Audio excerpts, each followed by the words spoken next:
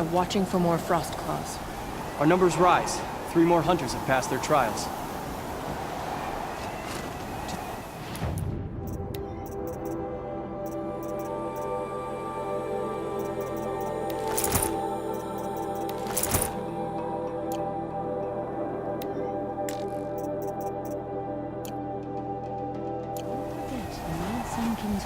But our purpose was to take back the mountain. Now what? Stay prepared. Sharpen your spears. Should we not return, defending the cut falls to you. If our chieftain agrees with this course. Sounds like good advice, but let's hope it doesn't come to that. Chieftain? The weight of command is no small burden. I can see that. I take it you haven't spoken to Araya yet? Why should I? This is what she wanted, to return to Thunder's drum. It is her only care. So I should have known she would find a way to push aside my spear. After the Karja took my sister, not all of her came back. What happened to Araya when she was a captive of the Karja? As a shaman, she's adept with machines. Tracking them, stunning them. The Karja used her to capture them for the Sun Ring, where they were unleashed upon the innocent. They made her part of their blood sport. The shame she suffered beneath their pitiless sun. She survived. She endured. Endured by reminding herself of the spirit, her purpose.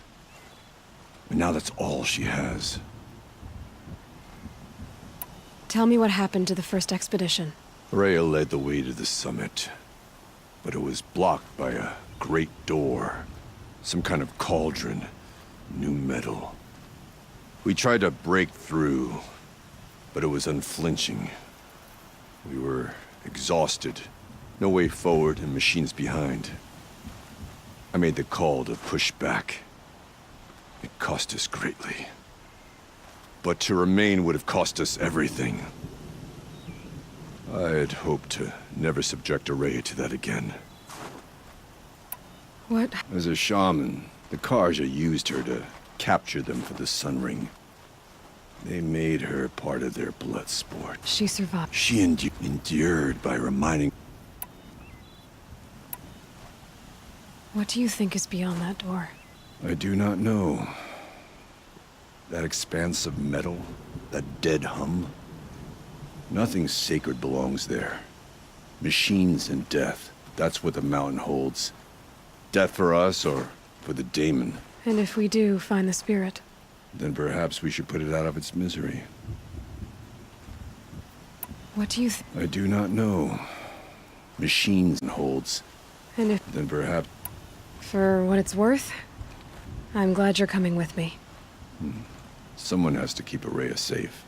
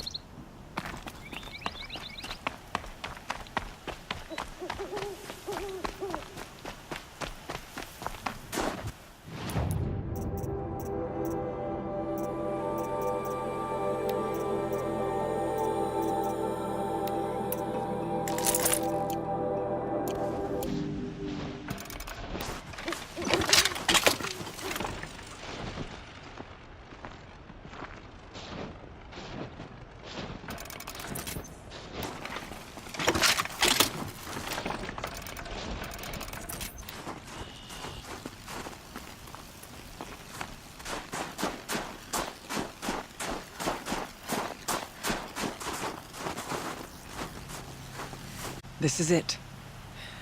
My chance to reunite with the spirit, and perhaps to reunite her with the blue light.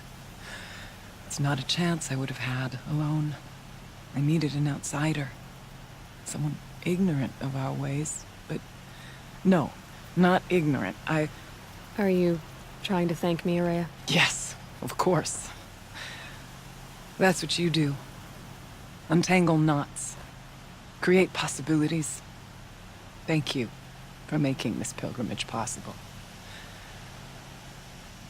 I only wish it had not been necessary to humiliate Aratak. You were wise to let him come.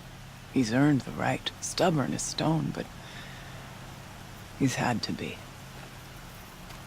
The war demanded it. And so have I.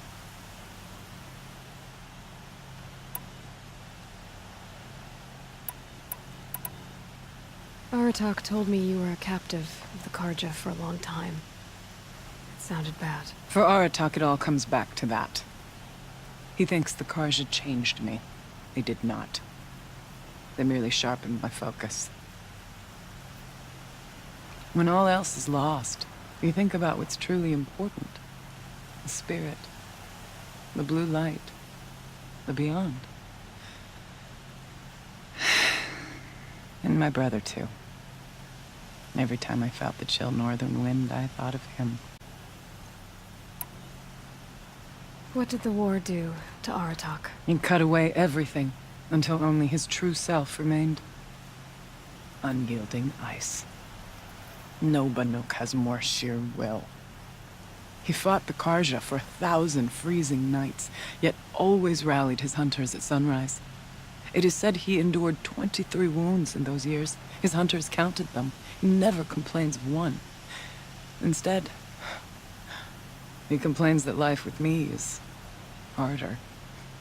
He's right. What have I ever given him but struggle? What are we gonna find up there, Araya? Ruins. Machines. And a door, like that of a cauldron. I have faith that you can find a way through it, Aloy. For beyond it lies the spirit. I know I can find her there. Though I do not doubt that Daemon has tried to hide the way. Now that I'm chieftain of the Werak, I don't suppose I can order you to tell me about Silence? Aratak would never have presumed to grasp for a secret of the Conclave. But you are not Aratak, and if you have dealt with Silence, your need is well apparent. Silence came to Ban-Ur from the distant north, a young shaman of the Owl's Watch. A remote Werak that rarely comes south to parley. Silence was a shaman. It was. Or at least, when we sent runners to ask the Owl's Watch, his knowledge of the machines was beyond compare, and he was hungry to trade what he knew to the rest of us. It didn't take him long to gain the trust of the Conclave, and eventually, an invitation to attend. What about you? Did you trust him? No. But he impressed me.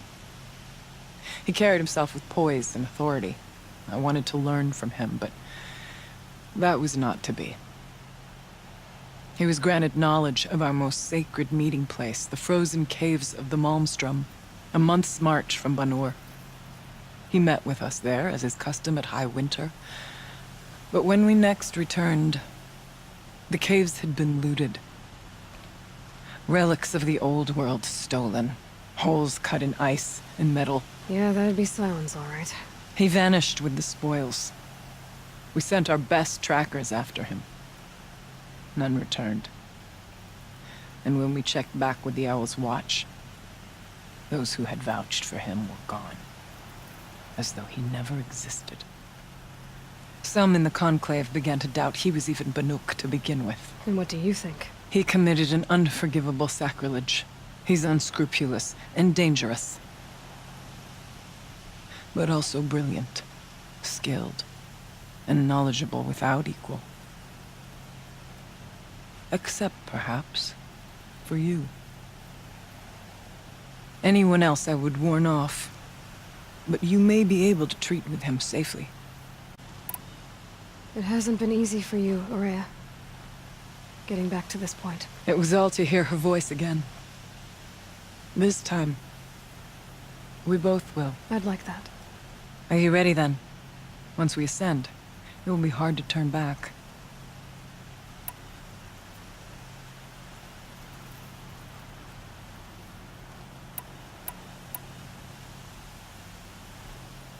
We'll go soon, but not quite yet. When you are ready then. I still need to take care of a few things. Understood. I'll be here.